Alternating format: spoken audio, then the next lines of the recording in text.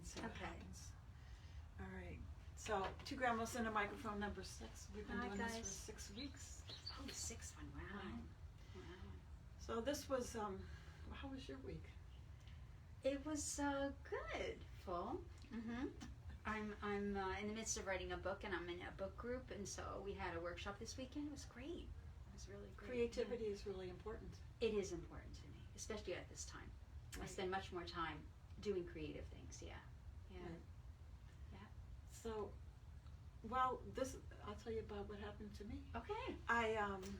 This week I'm very tired of being stressed and agitated. People have noticed that I'm stressed and agitated, you know. I could tell in these videos that I just had this tension about me, and I was tired of it and feeling nauseous at different times, and I thought I have to figure this out. So I was even thinking of seeing a nutritionist, because I do intermittent fasting, which has been super helpful to me. I've done this for about 5 years now, and I was able to lose 10 pounds, all that menopausal weight gain that I thought was impossible to lose.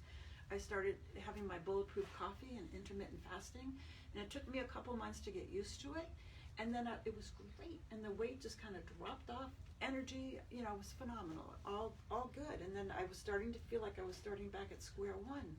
So I decided to reach out to my friend Jessica, who is a holistic health counselor, and she's part of Outdoor Fit as well. And she's got a phenomenal website with great recipes, so I'll post that for you guys. But she's like, Mary, I don't think it's your food. I don't think it's what you're eating.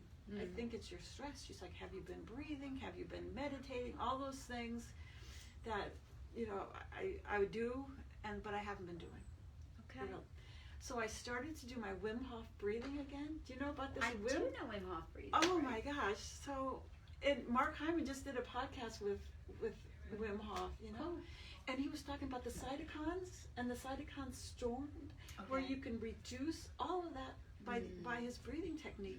He had E. coli injected into himself, and he breathed his way out of the reaction to that. Wow. And this is all scientifically studied. Sure. But so anyway, I've been doing the Wim Hof breathing. I started to take cold showers again, just like at the end for like 20, 30 seconds, and just doing a 10-minute meditation.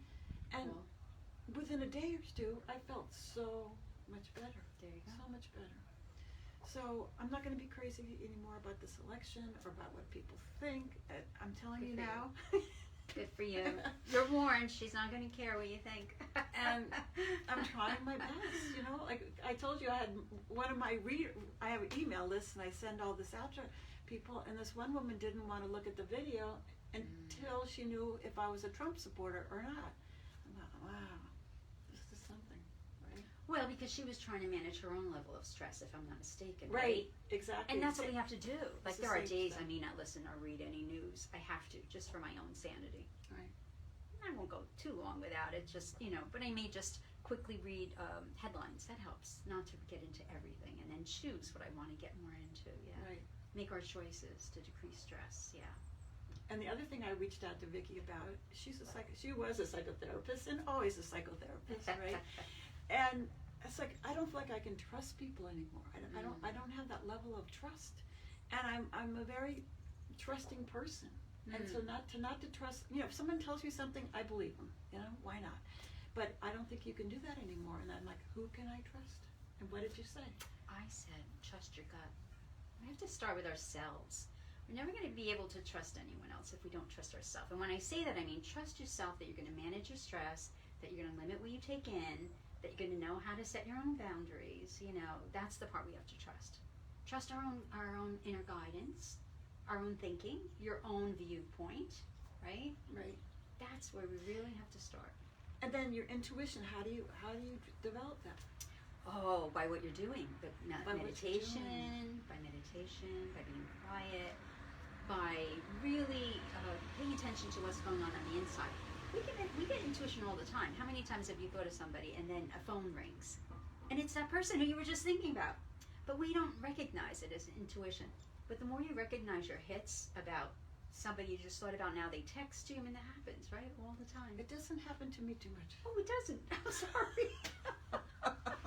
I think the quieter we are, the more we perpetuate and enforce our intuition. So spend more quiet time without the outside noise.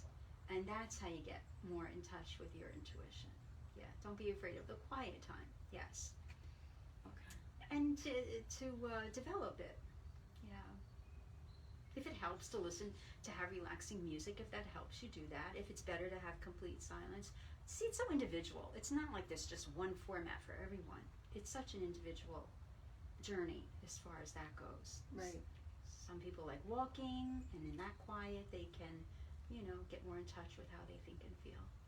And then do you trust? So then, I guess I have a problem with trusting what is coming to me and thinking, okay, that's what I'm supposed to be doing. Oh. Like that, is that, how do you know if that's the right thing or not? So like what, for instance, like what? Well, you're just example? talking about having, like, you'll be hearing things that come into you, and that's your intuition. Is that the truth? I guess. Is it the truth that it's your intuition? Or that's what you should act on? Or? Well, so you're saying that's a little different. You're saying I have a question and I don't know what to do. Okay. And now I'm trying to get the answer. So I would pay attention to what answer gives you peace and joy. And just your reaction to the answer too. sometimes, but I remember you saying to me one time, I felt so comfortable when I decided not to do such and such. But in part, sometimes our comfort level may not be necessarily what we're to do next, because a lot of times we're trying to stretch ourselves. Right. And stretching ourselves and making changes is not comfortable. Right. If we're comfortable, we're not making changes. But if we have a sense of peace meaning, like, even though we might be a little fearful of it, we know that that's our journey. Like, this is the next step that we want to take. So we may feel some fear, but do it anyway. Does that make sense? Like in stretching ourselves. Right. Right. And I've held my back. I've held myself back in a lot of ways because I don't like to be nervous. Ah. So I was a competitive runner, and I stopped running because I was so tired of being so nervous about these dopey races. And then I quit, and was that the right answer? I don't know. Well, maybe the answer would have been, how can I be comfortable in my racing rather than stopping the racing? Yeah, but at the time I didn't even think that way. I know, but I didn't that's know you another back option. then. Okay, but that may be our other option, depending. Like, Right. So I think there's some amount of nervousness that comes along with doing something new or different. That kind of nervousness, when we know it's not going to hurt us, is one to embrace. Right. So there's different types of anxiety, and it's to kind of sort that out. I was telling Mary this story about my spelling bee in 7th grade, that I got so anxious, and it wasn't because of the spelling words, it was because of my life situation at the She time. told me she loved to spell. Now, what kind of kid? I don't know. Yeah, I just love to spell. Yeah, I Oh. did love to spell back then, and I still do. I think anyway. But I got so nervous that I couldn't. It was just between me and the end, me and an 8th grader. I was a 7th grader. I got so nervous, not because I didn't want to win. That was the nervousness, because I had a family situation that I would never be able to go on to the next step. And that was pivotal in my life. And I was so nervous that I don't even remember the next word. I just was out. I was thrilled to be second place. So we were talking about that. Sometimes you're happy being second, and you don't want to push yourself to be first. Right. And that's okay too. I think it's our choice whether we want to move past that or not. So we may have some anxiety in doing something new. And that's the kind of anxiety I'd say is helpful to work through. Take a deep breath, meditate, say some positive things to ourselves. Right. Look at it in a different way so it doesn't cause as much stress, right? Right. Yeah. And now I know a lot more what I really want to do. Like, I never would have been doing these videos 5 years ago, and now I Right. feel like it still makes me a little bit nervous, but I'm doing it anyway. Cool. Right? And that's our reasoning. That's part of working with ourselves. Like, is this something I want to do? Is this something I want to push myself for because I see there's a positive at the end of it? Right. So we hope this is positive for you guys. Yeah. And And we hope it starts a conversation for you. and we don't think we're on Instagram here. Oh, we have someone watching. That's great. If you want to say something, ask a question, or let's see. Keep talking. We're new at this, so bear with us, especially in the area of technology. Two grandmas and a microphone. She'll get off before she's like, "Oh no, I don't want to ask."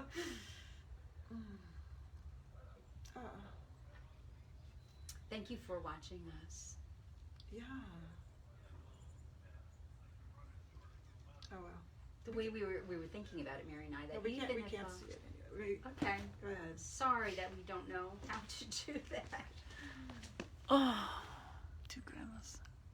Anyway, okay, we're going to get so much better at this. This is our learning curve. We promise. We will And, get better. Anything we'll else find you out want to from end someone. with? Anything? We're good? Yeah, just thanks for watching, and we'll see you next week. Right, see you next week. Vote if you haven't voted. Oh, yes, And definitely. here's our camera guy from last Oh, week. yeah. So have a great week. We'll see you next weekend. Thanks for watching.